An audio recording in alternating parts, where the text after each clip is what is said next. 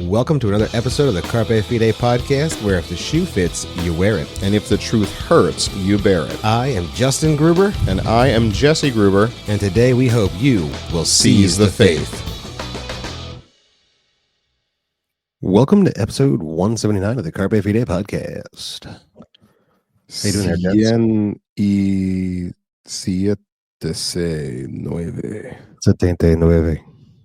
What? 79. 79. Sententa? That's what did I say? You said 179, which is fine. 179. It's fine. I said 100, sit the frick down, 9. Well, grab a chair, grab La puerta. Listen to the Carpe Fide podcast. Oh boy. Vaya con Dios. It's been an exciting week. I just want to plug the guys over at Reforming Nerddom. They were gracious enough to invite me and not Justin on the podcast. We chatted about video games, and Justin was jealous. It was great. Is this the bitterness you wanted to air publicly? Yeah, it was nice, and you should go definitely subscribe to them because they're super fun. The episode that I did, I had a lot of fun recording. Whether or not it was good or not, remains to be seen. But yeah, and we've got some more stuff planned with them because they're cool. Oh my gosh. It's gonna be a crazy time. We have some weird, yeah. You know what? Because there's like, we're not busy enough. We thought, why don't we do Bluey in the Bible? And then we're talking to these guys. We're like, you know what? We should probably do one more podcast. Let's do another podcast. Yeah, just one more. Let's do a really labor-intensive podcast. By the way, Bluey in the Bible, if you're not subscribed to it, please do. We're going to release our second episode this week as well, alongside this episode. And yeah, if you're listening to this episode, go listen to the second episode of Bluey in the Bible because it's out. Yeah. Boom, boom, boom. Follow us. I just made a Facebook account for that, and we're on Facebook. We have an X account yet? Dude, I should make one tomorrow. Hold on, I'm putting it on my to-do list. Just put it on a to-do list. By the time this episode airs, we will. And then we'll have an X, a Facebook, and an Insta.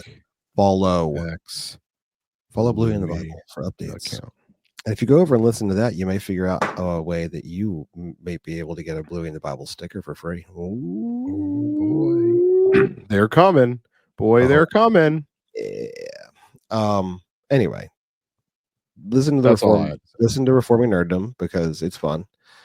Jesse is apparently number 2 on the God of War leaderboard.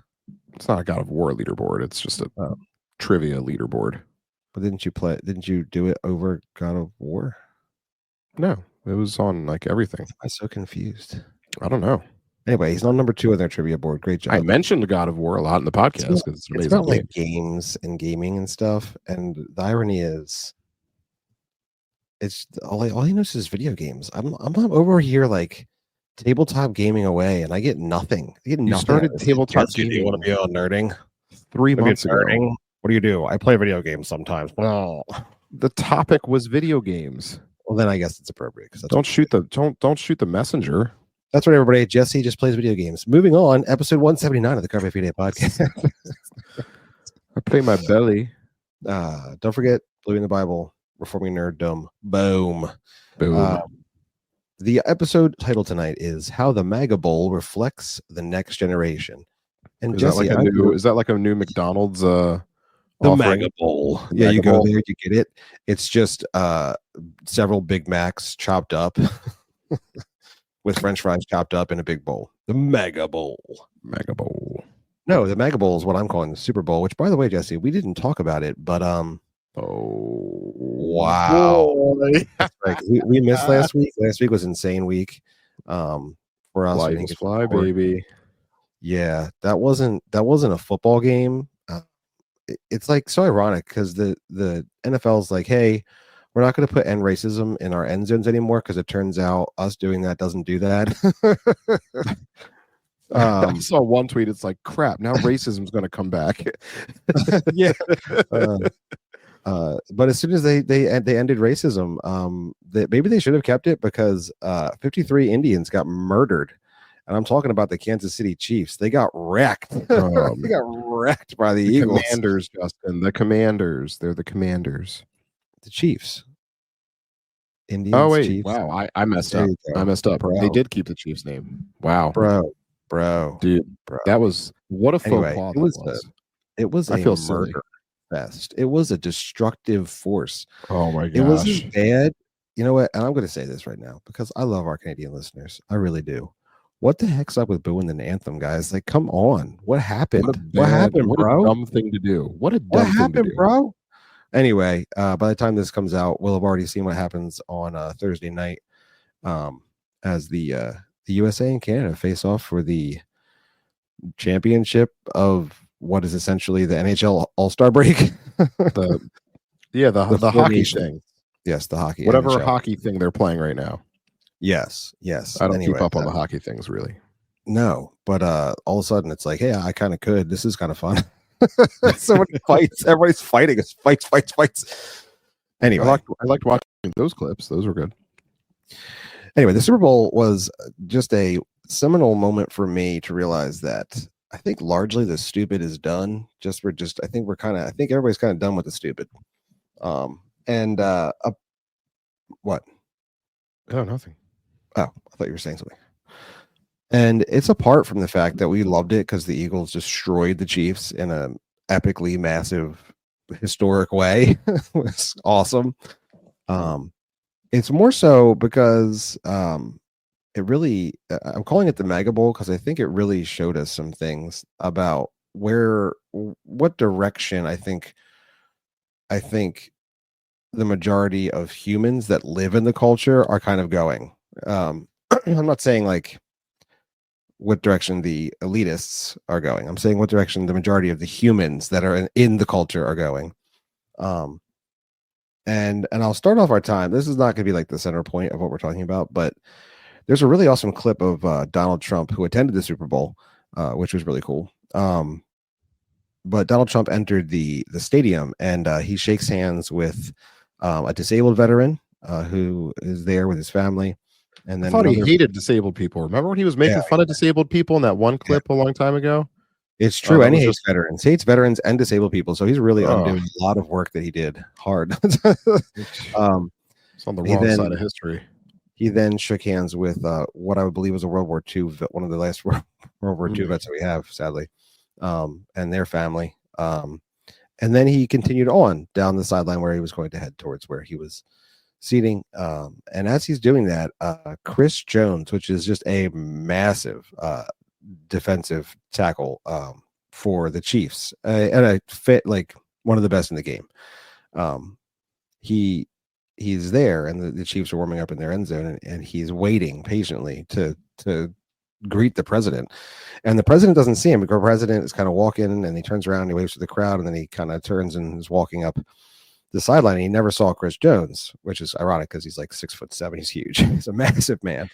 And Chris Jones, kind of yells to him, and he turns around and he walks all the way back over, and Chris Jones is waiting there just to shake his hand.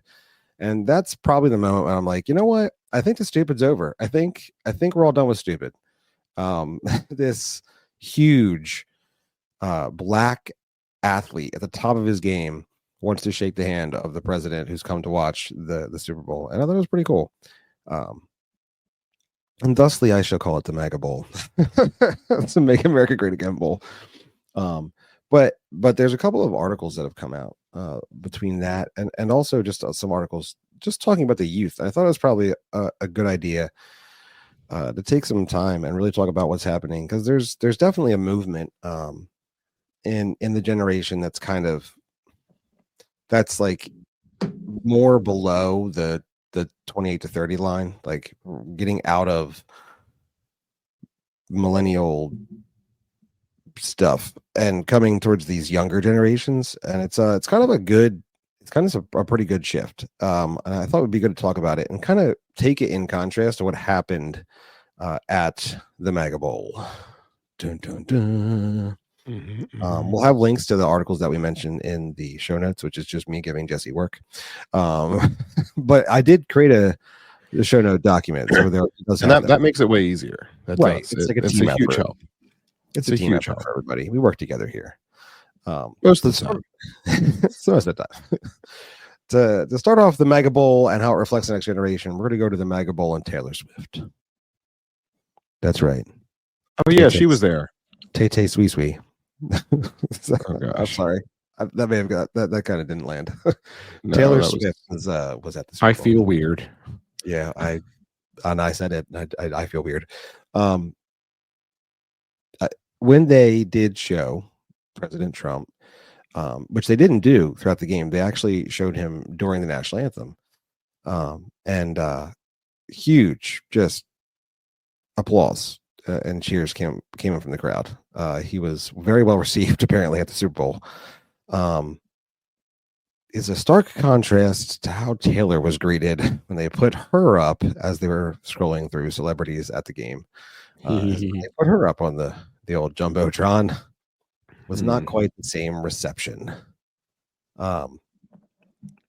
She said she's never doing a concert in Philly again. But I mean that's fine. Oh no! I mean it doesn't affect me.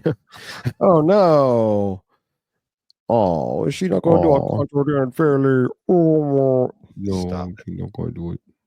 Stop it! Yeah, don't come to one of the major markets in the United States. I mean, I don't care. Like, do you, hon? Doesn't matter. Regardless, see, because she says that I think she missed it too. Like, she's taking that away from it. I think she's also missing it. Anyway, we'll get there. Trump was applauded, and Swift was booed. And while probably the simplest answer is hopefully just that, hey, she's always said she was a Philly fan. Her dad, she comes from a family of She was Philly. raised on the Eagles, she says. Yeah, she came from a family of Eagles fans, and then she became a Chiefs fan. Like, I don't know what to tell you, dude. Like, that's as clear bandwagon jumping as possibly we could possibly show you. And if you're a Philly fan, you know exactly how we feel about bandwagon jumping. We're not shy about this. We're clear about this. We like what do we go around giving like hugs and kisses to all the Cowboys fans that live in Philly and have never touched foot in Texas or even like west of the Allegheny? Like, no, we egg their houses. Exactly. Come on. So what did you think was going to happen? I don't know what to tell you. Like you're sitting there bleeding green, wearing like Kelly Green hat and Kelly Green shirt and cheered on Saquon Barkley. Like, what are we talking about here? Anyway, well, we could just charitably say that she probably just got booed because there was a bunch of drunk Eagles fans there. That's probably what it was. But I think there's something a little more to it. Anyway, this article in Glamour, I know, source of all news that matters, Glamour magazine. Well, someone's got to report on Taylor Swift. Yes. The article is entitled Why Taylor Swift Getting Booed at the Super Bowl Was Even More Chilling Than You Think. But I don't think anyone thought that, but I guess somebody maybe did. They sure did. Yeah. It's probably for the best she didn't do the halftime show. Regardless, the big issue here is obviously misogyny. Definitely. And probably racism too. I mean, credit to her. Let's see. The author is Stephanie McNeil. I don't want to disparage. I want to make sure everybody knows. Stephanie McNeil wrote this article, Why Taylor Swift Getting Booed at the Super Bowl Was Even More Chilling Than You Think. Honestly, good for her. From my seat at Super Bowl 59, the crowd's disparate reactions to Swift and Trump felt like a chilling microcosm of our culture. First of all, like, do you not get it? Obviously not. You're at the Super Bowl. But, like, ew. Who do you think you are? Anyone, no one was chilled by this response, actually. Zero people. I really don't think so. Yeah, I'm positive. I'm positive zero humans were chilled by the response. That's not true. Taylor Swift was definitely chilled by the response. Her face was like, wait, what? I don't get booed. Who's booing me? Who is this? What? Well, welcome to Philly. Yes, welcome to Philly in New Orleans. This makes perfect sense. I like the way the article starts out. So it was just a football game, people might say, or Swift, who is famously dating Kansas City Chiefs tight end Travis Kelce, got heckled by some rowdy Eagles fans, excited to be at the biggest sporting event of the year. So don't take it so seriously. But I was there at the game. Dun dun dun. Dun, dun, dun. Swift's face appeared on the jumbotron in almost instant and distinctly male. Distinctly male All sounds. the ladies go to the Super Bowl. Dissent erupted from around me. Swift, of course, was there to support her boyfriend and was far from the only celebrity in attendance. Blah, blah, blah. Anyway, as soon as she appeared on screen, the crowd seemed to delight in jeering and heckling her, and the mood shift was palpable. The mood shift was, yeah, the mood She's shift. doing vibe checks at the Super Bowl. The mood shift for the Chiefs. Oh Ooh. no. Oh man. Perhaps the moment would have felt less visceral if not for the fact that less than an hour earlier the crowd had exploded, this time with applause, to see Trump on the same screen. Oh. To me, the desperate reactions felt like a message that the Super Bowl, one of the biggest cultural events in the country, has been reclaimed by Trump and the type of toxic masculinity he appears to be the beacon of. And he has his supporters. And he and his supporters seem to be living for it. This is an article that exists. Oh man. So glad we didn't have to pay for this article. I just would, yeah, no, we that don't wouldn't no, don't recommend. No, we never would. Yep. We wouldn't even do that for our listeners. Nope. The So reality, this is what got me. So I figured if she can write an article that's obviously stupid, then maybe we can make some other, maybe we're also entitled to take this very event and maybe make some connection points that would help her to understand things. Because I gotta tell you, Eagles fans would definitely boo Taylor Swift, like 100%. And not even because they don't listen to her music, just because she's rooting for the Chiefs. I mean, yeah, because she's rooting for the Chiefs, and also most of them are like, we're good. Yeah, we're all good. Yeah, I mean, take politics completely out of it, and the Eagles are still booing the Chiefs. I mean, every time. Oh, every time. 100%, 10 out of 10. Would recommend, but I think there's actually something a lot bigger than that, and that's why I started off by talking about Chris Jones coming over and shaking Trump's hand. I think that's besides the fact that, like, I'm Eagles through and through, but I mean, of the two quarterbacks' responses to finding out Trump would be at the Super Bowl, I like Patrick Mahomes better than I like Jalen Hurts. I mean, oh yeah, definitely. 100%. There are definitely more conservatives on the Chiefs than there are the Eagles, it seems. There's definitely maybe more famous conservatives on the Chiefs on the Chiefs than on the Eagles. I think there's a lot of conservatives on the Eagles. They're just not quite as famous. They don't get as much mic time.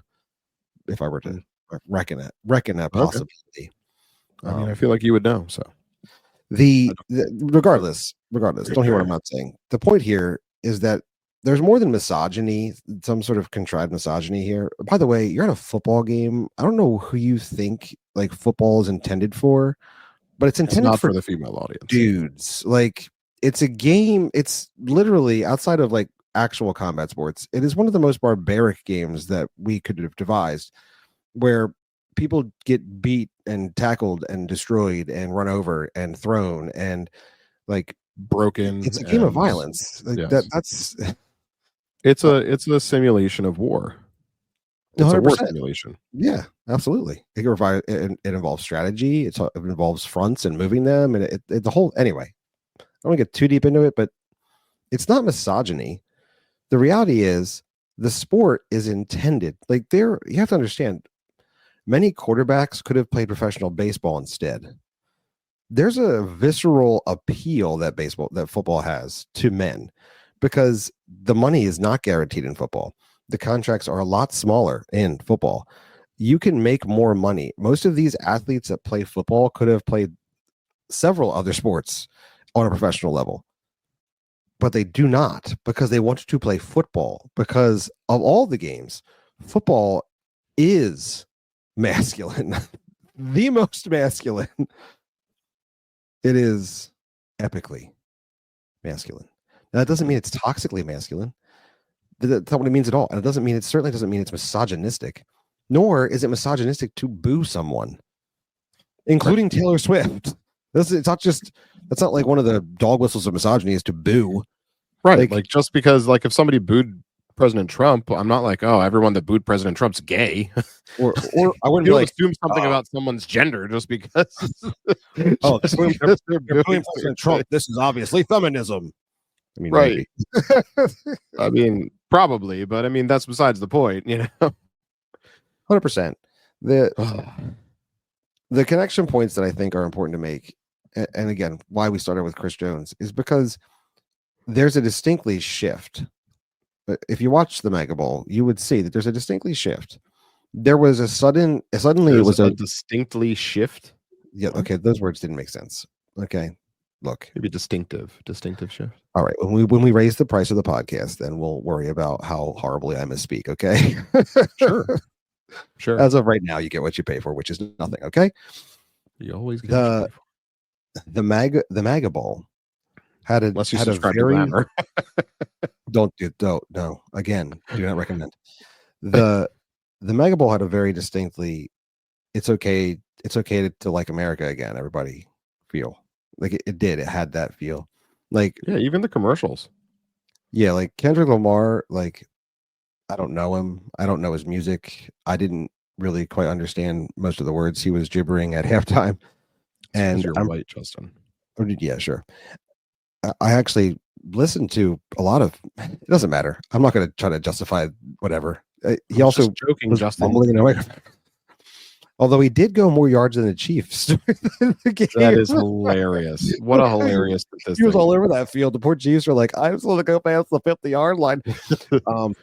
It had a distinctly American feel. I mean, Samuel L. Jackson, dressed up as Uncle Sam. And then everyone was wearing all the ironically exclusively black dancers.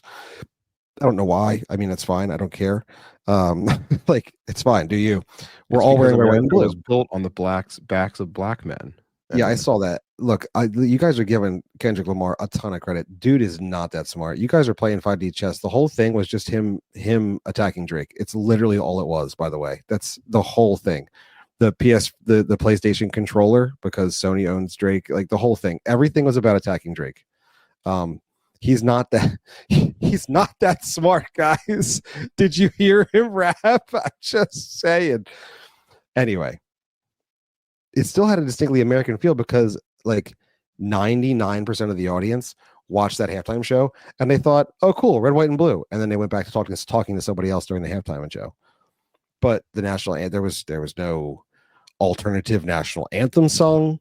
We got America the Beautiful. We got the national anthem. We got a flyover by some epic bombers, and we played football. There was lots of red, white, and blue. The commercials weren't all retarded. It was great. It was awesome. The Jeep commercial was awesome. Yeah, Harrison Ford nailed that. That was hilarious. That was great. It was really good, classically Americana kind of a commercial. And I think the stupid's done, which means I think there's also more to Taylor Swift getting booed than simply because it was like, I don't know how to say this. The boo was sustained. if that's a fair way to say it. Like there was something to it. And Taylor Swift is not someone we don't know everything about. Like we know everything about Taylor Swift, mostly because she allows everything to be known about her, but also because she's just in the public spotlight so much. And that's why I think it wasn't misogyny that they were booing Taylor Swift. It could have possibly been that Taylor Swift has sold her soul to the progressive agenda, lock, stock, and barrel. That Taylor Swift is the soft peddling of the progressive agenda onto tiny children. And I don't think we're for it anymore. I don't think people are down with it. I think that's literally why Taylor Swift got a very distinct, very strong boo at the MAGA Bowl. And that's why I also think you can just call it the MAGA Bowl. You think her politics got her booed? Yeah, I do. I do. I think they played a distinct role in it because she embodies everything that is the opposite of Trump going up on the screen. Because I got to tell you, there's a lot of liberals in Philadelphia. Like, right? Yeah. There's a lot of liberals in Philadelphia, And mayors you can't spell. Yeah, I mean, one of the friends that Jesse and I have in common on the line, on the social medias, is intensely and I would say slightly, not slightly, I would say foolishly, progressive, but is an insane sports fan and a fanatical Eagles fan. So to say that is to say this very clearly, Trump was cheered at the Super Bowl. So if it was just a bunch of Philly fans, you definitely wouldn't have just had an outright cheer. I mean, it was like Dijon. It was like Dijon. It was like Cooper DeJean ran in a pick six when they threw Trump on the screen. Like, that's not the common motif of our area, right? Like, we're scared. Like, we're scared for the Philadelphia when we're looking at elections in Pennsylvania because we know that's the part that's going to turn the rest of the state blue That's if it the gets corrupt part. Yeah. right. So I say that to say that I think there is a shift. I think there's a reason Trump was cheered so loudly, and I don't think it's because only Republicans showed up at the Super Bowl. Like, I'm sorry, and I think there's a reason that Taylor Swift was booed, and I don't think, like, if you had to put odds on it, you would say that given the odds, a major event like that, it should be filled with a bunch of Swifties. Like, they're everywhere, right? They're ruining football because they have no idea what a goal unit point is, like. But that's not what happened. What happened was Trump was cheered, Taylor Swift was booed, and it's not just because Philly fans. So here's a timeline of what Taylor Swift has gotten involved in, right? She stayed out of politics until about the time of Parkland shooting, the school shooting in Parkland. And then she went all out for gun control and posted hard for March for Our Lives because guns, you see, guns kill people, not people. That's how she started. Don't kill people. I do. That's correct. That is the actual right meme. Then she continued down this. She grew. Okay, I did this politically. Now what else can I do? She started pushing for LGBTQIA plus rights. She supported the Equality Act. In this, like, blatantly in her video, "You Need to Calm Down," is supporting everything about the progressive sexual agenda. She went hard into DEI and systemic racism. She came out as pro-abortion, right? She is like the essence of an infinite wave feminist, right? She is all about feminism, right? Both her and Travis Kelce, her boyfriend, pushed the jab down America's throats. Great job. She posted hard against Marsha Blackburn, who is a Tennessee congresswoman, and said, quote, that she was disgusted by Marsha Blackburn's use of Tennessee Christian values.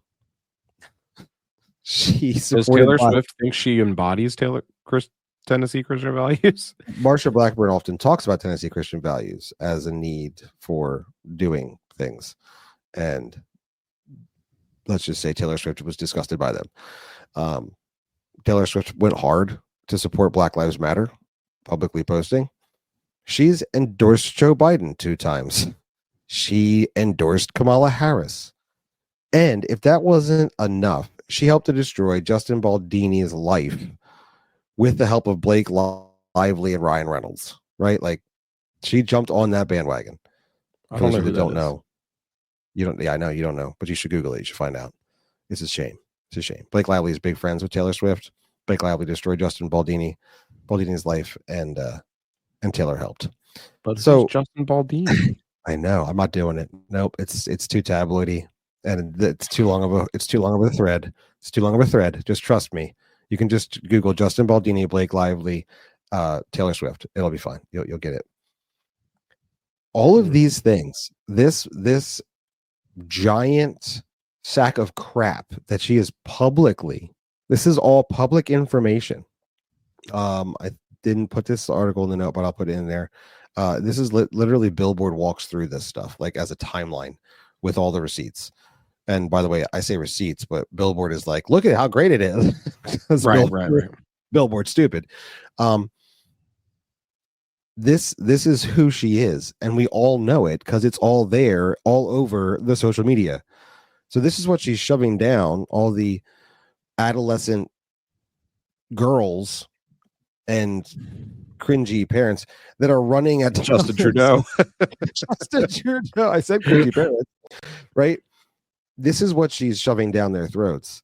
So when you hear that sustained boo, I think part of it is also because we're kind of all done with everything she's kind of embodying. Like the whole thing, the soft, stupid, whiny garbage. I don't think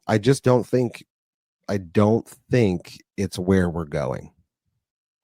I think it's where we were, and I think we're kind of done with it. Now, I'm not saying I know exactly where we're going. I'm not like trying to blow sunshine up everybody's butt. I'm just trying to say I don't think I think what we know now is this is not what we want. We don't want this. This isn't great. I think what you're trying to say is that we feel unburdened by what has been. I do. I really do. I watched in watching the MAGA Bowl, I felt significantly unburdened by what has been. I was real thankful it wasn't Kamala sitting there. Oh my gosh.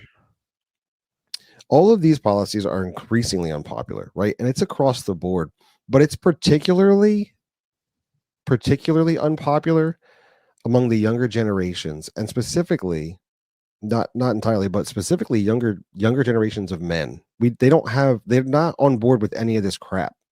This is not where it's going. Right? They're not. And we'll talk about that in a second. Eagles fans most definitely booed her. But so did all of the normal Americans that were sitting in the crowd, right?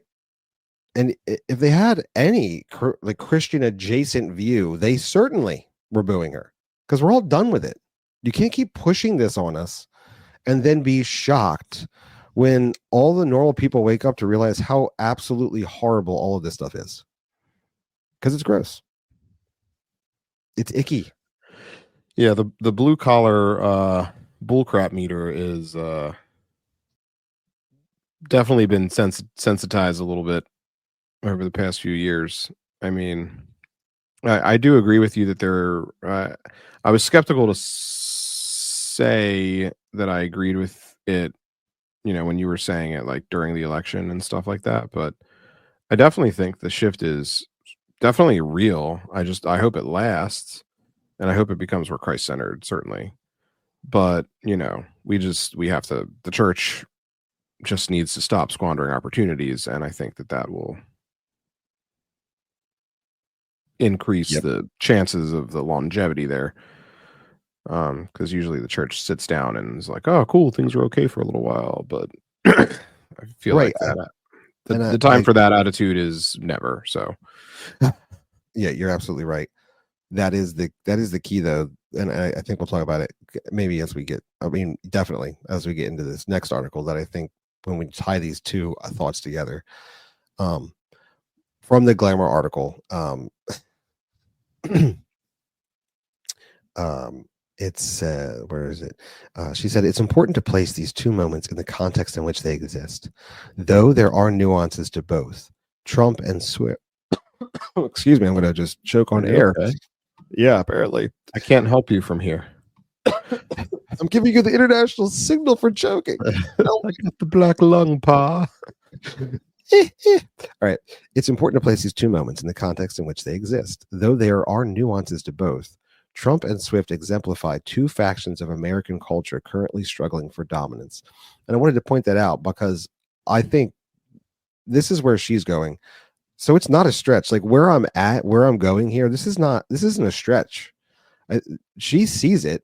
The problem that, oh gosh, I lost her name already because it's literally probably as important as my name is.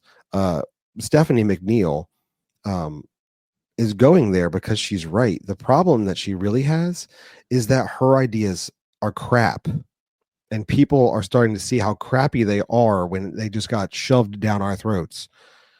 And And particularly the younger generations, and particularly the younger generations of men, are starting to wake up to things that are much bigger than even just the fact that these ideas are crap. And that's where I think where you're saying, Jesse, like we have a serious opportunity and response. Like we've always had the responsibility, but that responsibility is being coupled with an very obvious and excellent uh, opportunity. The responsibility is coupled with this great opportunity. The point I'm making with Taylor Swift is that truth is true, and it always stems from God because He's the giver of objective truth. And there's that's built into us as image bearers, and we try to stifle it through sin. But when the sin takes on tangible ways that bring about negative consequences, some people start to actually say, wait a second, this doesn't seem right. This isn't great. This isn't what like, and this is all built upon the vestiges of Christianity. Vestiges is sound right. Vestibulations.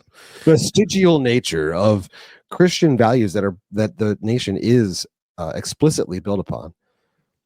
These are that's where this is stemming from, and that takes us to this idea. So when I say how the MAGA Bowl reflects the next generation, it reflects the next generation in some key ways. So this takes us to another article that was shared around at the end of January. I think it was written originally maybe at the New York Times, but the article is entitled "When Your Son Goes MAGA," and there have been a spate of articles like this. This is not the only one. This is one of several articles that went around. The idea that the parents, liberal parents, are waking up to the realization that their sons didn't grow up to be progressive bulwarks. Their sons are now hitting 15, 16, 17, 18, 19, 20. Oh no, they're voting, right? And they're actually saying, "Hey, yeah, no, I'm not like you. Like I don't want what you want."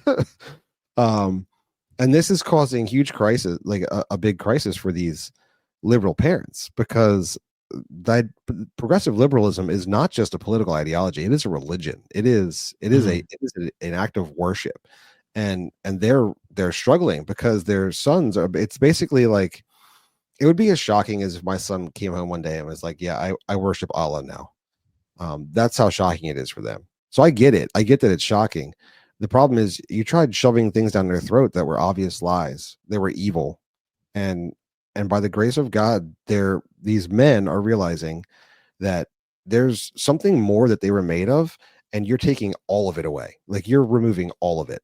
You're undoing the entire creative order. And the image bearer inside of them is actually saying, wait a second. Wait a second. Because the only hope you've given them is if they cut off their testicles and become women. That's the only hope you've given these men. All right. So the article is called when I just lost it. When Your Son Goes MAGA. And it basically just is like case for case. It's all what you would call anecdotal evidence. But it portrays a very real reality of the polling. It turns out that young men in 2020 voted for Trump at a 41% clip. But young men in 2024, just the next election, voted for Trump at a 55% clip. Jeez. That is a flipping of 13 percentage points. It is a massive, massive shift. And this is the age group between 18 and 29. This is the key this is the key demographic. This is a demographic I thought we would never get back. Right, because this is the I thought one it was lost forever. No, this is the one that just started voting. Right? Now, I say young men increased by 13%. Right? So literally what it looks like is the numbers flipped. So young men for Biden in 2020 were 56%, but in 2024 they went 55% for Trump. They've literally flipped now. And you would think, well, that's the men. The young women in 2024 for Trump saw an 8% increase. It's not just the men. It's the younger generation saying, wait a second. Now, I'm not saying that they didn't win a majority of young women. Um, Certainly, Biden, I think, it looks like Biden carried by 58%. I'm sorry, Harris. Sorry, do apologize. Harris carried 58% of the young women. But the old white dude carried 65% of young women. Hmm.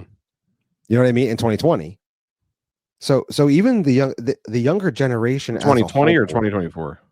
in 2020, young women voted for Biden 65% to Trump 33%. Oh, that old white man. I Yeah, got that old you. white man. They're In both old white men. 2020, that's fair. No, I'm sorry. In I was 2024, they confused. replaced the old white man with a younger, I'm going to say black because it's just nice, a younger black woman. And she lost 7 to 8 percentage points because 41% is actually an 8% increase over 33. Hmm. Yeah, The it's stats are bearing it out that the youth are saying, wait a second, what you're doing is insane. Go ahead, sorry. it's just crazy because the reason I thought that we were never going to get this back is because this is the indoctrinated generation, right? Yep. Yep. Like these are the this that voting block has had the most DEI, has had the most liberal schooling ever, right? I mean, it's getting worse, by and large, or it Like has gotten worse. in the history of education, like the world. Right, Right? yeah. Like they have been trained in wokeness there for at least the past 4 years, and then many times probably even longer. So like that's why I thought we were never getting it back, and the fact that it's shifting so much is like, oh, okay, cool, like this is good, like this is an opportunity. I look at it as an opportunity for the church, but also it's a huge political opportunity, obviously. Absolutely.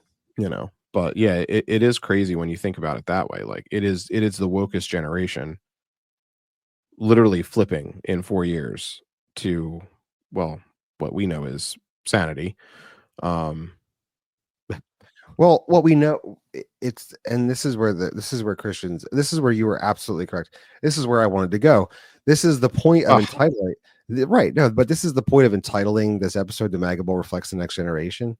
Like they know that there is something to what we'll just broadly call conservative ideas, because inside of conservative ideas there's more of a connection. Again, I'm couching all of this in degrees, right? There's more of a connection to what are eternal principles, more so, not outrightly, but more so, and just because yes, intrinsically intrinsically and 100%. generally, for sure.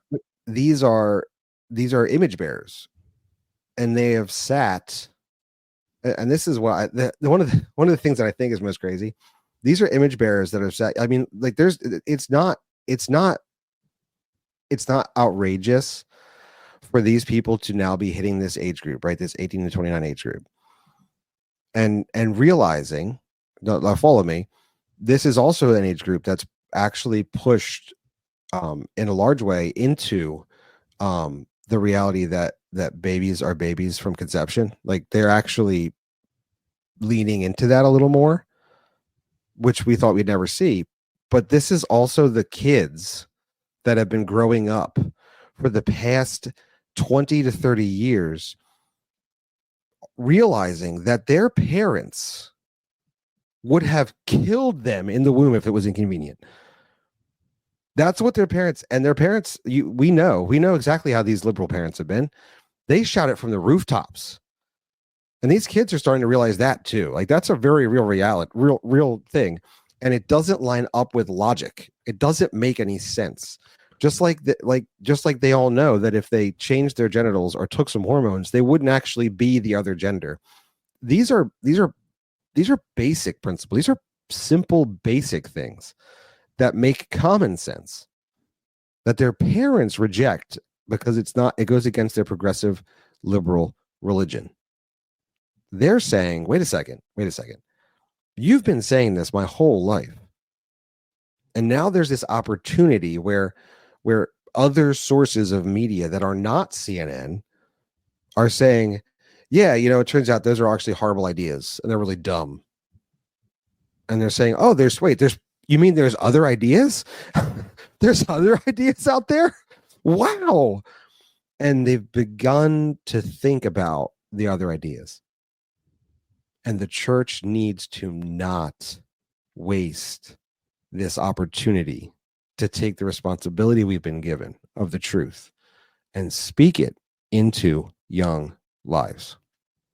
Yeah. I mean, as you were thinking about that, or as you were talking about that and talking about, the kind of walking away from the parents' religion, the parents' progressive religion, it's like I was thinking, and I don't like even just on like It was a even just on dangerous thing. yeah, well, just even on the abortion thing, like can you imagine growing up like thinking that abortion is a virtue and then coming to the realization that your parents very well could have aborted your brothers and sisters? Like I mean, our parents never did, never would have, never would have conceived, no pun intended, of the idea or Right. notion that that was even a thing. But, like, can you imagine trying to bear the weight of that thought? Like, what a horrible thought. Yeah, it's really sad. Y you like, that can mess people up. Like, that's huge. And that's literally what parents and, the liberal thinkers are saying when they're talking about shouting their abortions. They're killing these kids, brothers and sisters, and calling it a virtue. And it's like, maybe I wanted to meet that person. Maybe I wanted to have that company. Maybe I wanted someone to talk to. I mean, I couldn't imagine life without you. Like, you know what I mean? Like that's what a horrible, horrible thought. So, I mean, there's got to be some type of disdain for that type of thinking. Once you come to that understanding of basic scientific, moral, and like every every area that it could possibly be a fact of Yeah. in terms of abortion is wrong, it's wrong. Right. Yeah. There's like every 100% area of all the life time. bears it out. It is a child, it is a distinct human being, and it is morally wrong.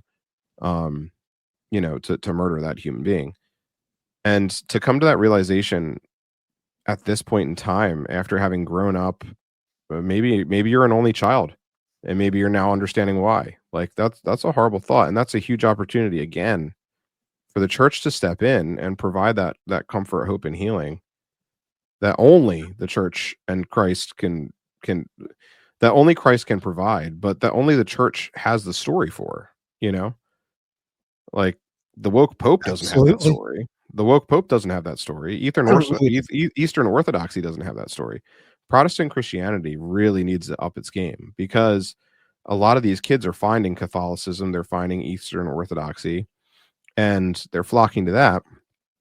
But really our hope is in the scriptures, and we Protestants really need to do a better job recovering this generation if such a vibe shift is happening in their hearts and minds. Like now's the time absolutely. to strike, you know. So Yep. yeah. I liked the summation. So Outkick Outkick covered the New York Times article, when your son goes MAGA. And Bobby Burek was the author of the article, and he this is a little cut from his article. He said, put simply, the Democratic Party has neglected the interests and needs of most young males in America. The party doesn't understand them. Young men matter too. Trump understood that. Kamala Harris did not. And that simply, just from the perspective of politics, was 100% correct. Like, absolutely.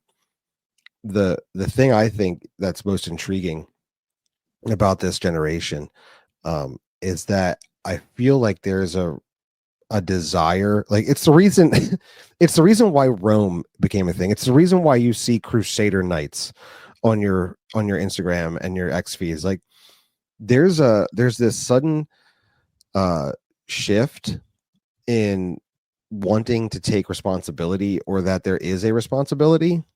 um and I don't mean that like in maybe a bigger way than I'm in a bigger way than it sounds. I mean, I Just that it literally mean, exists, right. right? I mean that didn't exist. That's not a thing that was there. We were actually pushing younger generations to be more entitled. But the snapback effect that's come from the victim culture that was created is that young men particularly, and young women as well, again, the data bears it out this past election, young women as well are realizing that there might be more to the whole idea of being married and having a family than their parents told them.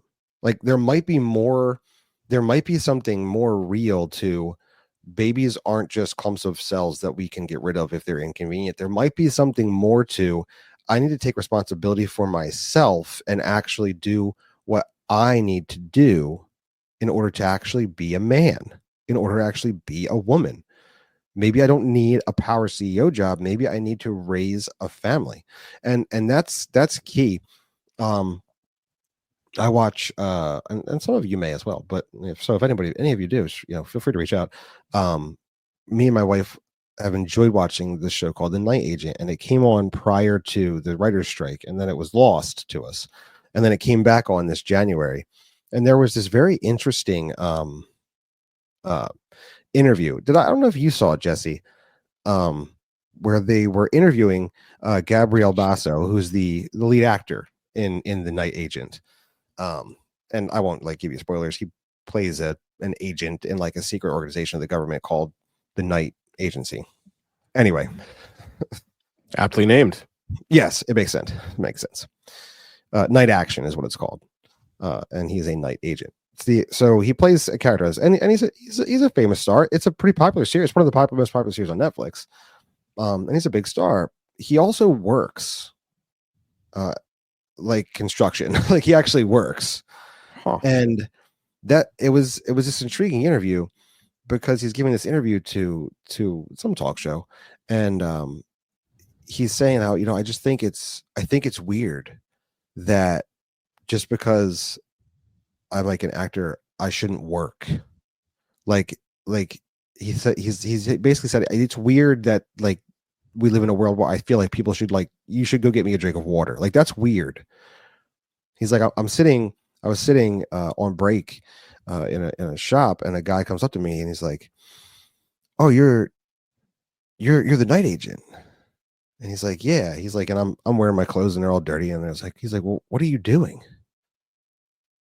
He's like, and I looked at the guy like he was crazy because I told him like I said he's like I'm I'm 27 years old. I'm working because I'm a man and I should be working. And it's that kind of a shift, right? Someone who literally should be entitled in this generation, who is a young, attractive television star. I don't know what to say. I don't know what to call it. Streaming star because it's not television. It's a Netflix series, I mean, yeah, I don't know. right? But that's who he is, and he's saying like it's weird for me to be a young man and not want to work. Like that's a weird shift in our culture. But I Yeah. think that's there because of the eternal truths that we know that men were made to take responsibility for things that are actually more than just themselves. They were given that responsibility by God. And it's whether they want it or not, it is there. And that's that snapback effect when we start robbing them of responsibility, forcing victimhood and entitlement on them. It's a big deal. Yeah. And we have the opportunity to attach these things that they know to eternal truths that will stand forever. That's the key. And don't be worried. Them is gravitating towards Catholicism or Greek Orthodoxy. Those are gateway drugs to truth. Bring them over to Christianity. Give them the Bible. Let's say, let's read this instead. Okay. Put down the catechism made by man. Let's open the Bible first. Go here first and identify what this says. What is God actually calling you to? Right? Like, let's start there. And by doing that, we can actually lay a foundation where these younger generations are getting nourished by the eternal truths of God. That will give them space for these good ideas that they're realizing are important to take root for generations. That's the key. Yeah, it's almost like I was thinking about this a little bit earlier as you were talking, but it's almost like the opposite of what happened with like, your crazy conservative grandpop. Like, you know what I mean? Like, oh, he's a religious conservative, whatever. But it's like now people are saying, oh yeah, my parents are progressive. It's like it's becoming the other thing. It's really interesting to hear and talk about and look at. I'm sure the researchers are having a heyday with it. Yeah, I know that. I mean, I don't mean to mention this guy's name because I know he's a pariah, but it's like back in the day when Mark Driscoll said, "If you really want to be a rebel, just read your Bible," because nobody's doing that. Yeah. Like it's the last act of rebellion available in culture is just to read your Bible, and that's essentially what's happening. And ironically, what happened last year? Bible sales reached an all-time high in our nation. An all-time high in our nation. Hmm. That's crazy. That's crazy. And you know what the key is? The key is us actually opening our mouths with the people that are reading the Bible. Like literally, we're now in a time in America where it's now safe to actually look at someone and say, "Hey, do you read the Bible?" Like you can just do that now, and you actually may be greeted with an, "Yeah, you know what? I got one and I started reading it, but I really don't quite understand it." Boom! What the heck? That's an opportunity, right? Huge Like one. I literally have this going on at work. I literally have a guy that's reading the Bible, and I've literally been like trying to talk to him about, "Hey, what are you reading? Hey, how's it going?" Like, because why would I waste that opportunity? Well, it's I don't need them stupid to to have a waste it. Bible degree. They just need to have a conversation. Right. Right? I don't need them to go learn Greek. I just need them to talk. Let's just talk about it. This is you're opening up eternal truths. Let's boom. Let's go. Let's go. Let's get in on that. And this is where we're at. This is well. Well, it's like it's literally it just happened to me. I sent you the song that one of my unsaved guys I used to work with sent me. It's a Christian hip hop artist. He sent me a just very overtly Christian song with a really great beat and hook and everything like that. And it's like, what an opportunity. My next question is, so you coming to church on Sunday? You know what I mean? Like that's Yeah. Let's go. let's Right. let's do it. It So is when you read the article. Uh, when your son goes MAGA, it's kind of hilarious. Um, this older couple, I say older, we're talking like 59, I think is the mother's age. Democrats, Portland, Oregon. I mean, like everything screams, right? Screams progressive liberal. Um, they were appalled. Her and her ex-husband, isn't that like the perfect, like the oh, quintessential sentence? That's like the quintessential sentence for a Democrat that lives in Portland, Oregon. Her and her ex-husband, who's also a progressive liberal, were appalled that their son, Eli, 20, decided to cast his vote in a presidential election this past fall for Donald Trump. When Eli brought a Make America Great Again hat home from college this summer, Bear threw it onto the corner of his bedroom. They argued about guns, immigration, and abortion. Really? Like, you failed so bad because your ideas are garbage that your son found alternative ways to find out information and realized you were wrong on guns, immigration, and abortion. right. Well, it's Uh, because their ideas don't reflect reality. no, Their they ideas are so anti-God that that they that fall they're apart that inside of they're creation. yeah, I mean, just even without supernatural revelation, working in the part of someone's life, the natural revelation doesn't bear their ideas out. You know, it's the opposite. It is literally they've gone so far that it is the opposite. It's not even trying to steal ideas from. It's just literally the opposite. And so they've made the choice so binary and so, so forcefully that like all you have to think about it for a little bit and you're like, this doesn't make any sense at all, you And know? this is why this is like the MAGA bowl to a T. This is why I'm saying there's more to what Taylor Swift felt at the Super Bowl and what the stupid liberal at Glamour wrote about. They're seeing misogyny, and what you're actually seeing is reality. Like, you're seeing reality.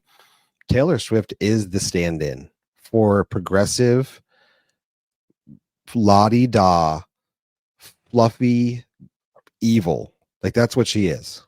She's the Barbie doll stand-in for progressive ideas, right? Down to the Kamala Harris can use my music at her rallies and in her commercials. That's who she is. And America is largely saying, we don't want that, right? We don't want that. We'd rather kick over money to, you know, a Canadian American like Tom McDonald or Bryson Gray, Bryson guy, yeah. I got Bryson Gray. I got that right. It's Bryson Gray and Tyson James. I get them like their names are Yeah, so it's confusing. right. Like there's these people without a label that are making these songs, and Americans like, we'll just listen to this. Countries making a comeback. Like we're like there's like America's not here. And here's this has been true. Like I've read a lot of these articles. These parents and their kids differing on politics. And this particular paragraph is perfectly true. It says, a few months removed from Trump's victory, the two have arrived at an impasse. Bear worries her son is being, her name is Behr. She's not like a Gur Bear, like that's her name. Bear worries her son is being swayed by conservative opinions fed to him on YouTube and Instagram. Eli feels like he is simply learning to think for himself. Quality he admires in Trump. And for whatever we all believe about Trump, dude does kind of do what he wants. He kind of thinks for himself. Definitely does what he wants. Right. And that is literally a staple of these conversations. The progressive parents think he must be brainwashed. My child must have been brainwashed by somebody. And the child leaning more conservative is simply saying, no, I actually just learned information. Like, and I'm making my own choices here based off of what I've learned as information. And that's the key. And this is the difference, right? And it doesn't work unless you actually have love and truth together. But in order to be a parent, you must give your child the truth and love. They both go together. Progressivism only gives you sound bites and hate. Like that's all it gives you. There's no truth to it. And when there is no truth, there is no love. Truth and love are linked. And that's why even Christian parents who for whatever reason decided they didn't want to quote unquote force down their religion on their children and did not train them in the nurture and admonition of the Lord, watch their child walk away, right? Or conservative parents who took the truth and somehow tried to mingle it with some sort of tyrannical hate also watch their children walk away, because they both of those parents missed the point in teaching their child that the basis of all life comes from the truth and love of God. That's the key. And that's where we have to take this younger generation that's leaning into this idea that there is truth out there and there is a better way out there, and say, yes, there's eternal truth and an eternally better way. It's found in God, his word, his truth. That's the source. But it's a hopeful time, man. I'm an Eagles fan. Okay. We're talking about the Super Bowl here. They were up 34-0. Right. And we were like, shh, don't say anything. Don't say anything. Nobody move. Cause I'm an Eagles fan. I'm like, nah, it doesn't matter. The refs are going to do something. Trump's going to throw 17 touchdowns. And we're going to end up losing this game. Right. It's 34-0. Trump wasn't throwing any touchdowns. I'm sorry, Mahomes. Right. Like, I'm just worried. So like that's kind of in my DNA, and I'm watching what's happening in America, and I'm like, wait a second, there's a lot of hope here right now. there's like, I don't know, there's like, it's got me feeling uneasy. Like there's an opportunity here to really leverage the gospel for the generational good of our nation. So yeah, so let's not squander it, please. Let's this time. Oh, jeez. Yeah, find someone young and just start asking them some questions. Engage with them. Here's the irony: they want to be engaged. They actually kind of are engaged, and they want to talk about these things.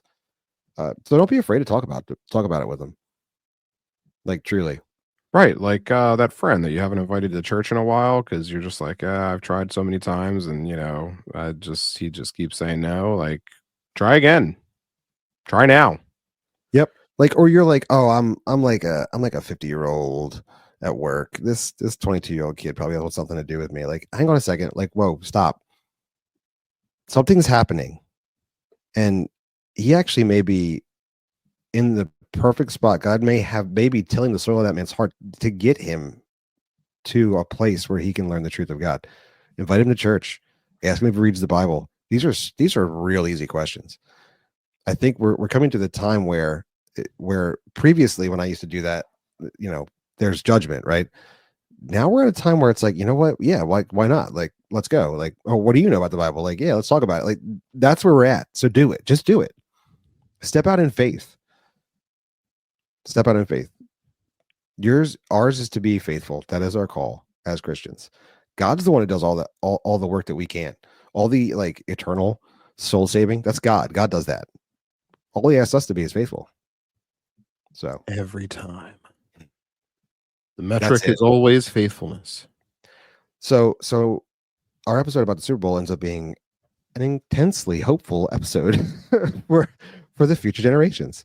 Not just because Philly won, but Oh, also, gosh, they didn't win. I'm telling you, they murdered 53 Indians on the field.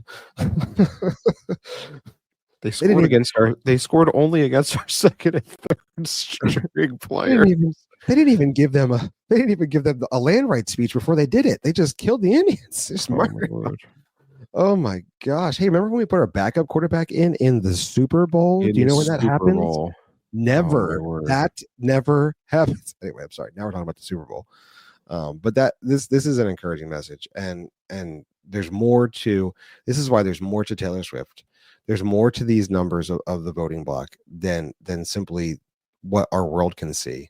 There's eternity that's starting to make swings and starting to push. There's a movement of truth that's happening, and how the MAGA Bowl reflects in our next generation is truth is important. People are looking for it, and we have the truth. Why would we not speak? Why would we not communicate? They won't hear without a preacher. Oh, amen. Amen, brother. Amen. And with that, I read that in a book somewhere. And with that, I think we can bring episode 179 to a close. We hope that this has been an edifying time for you, and check out the links in the show notes. Read up yourselves. Don't take our word for it. Take a look. It's in a book, or rather online article, and then you can also know it's in a book, online articles. And with that, dear Christian, we hope you this day will seize the faith. The faith. The faith. Go Birds.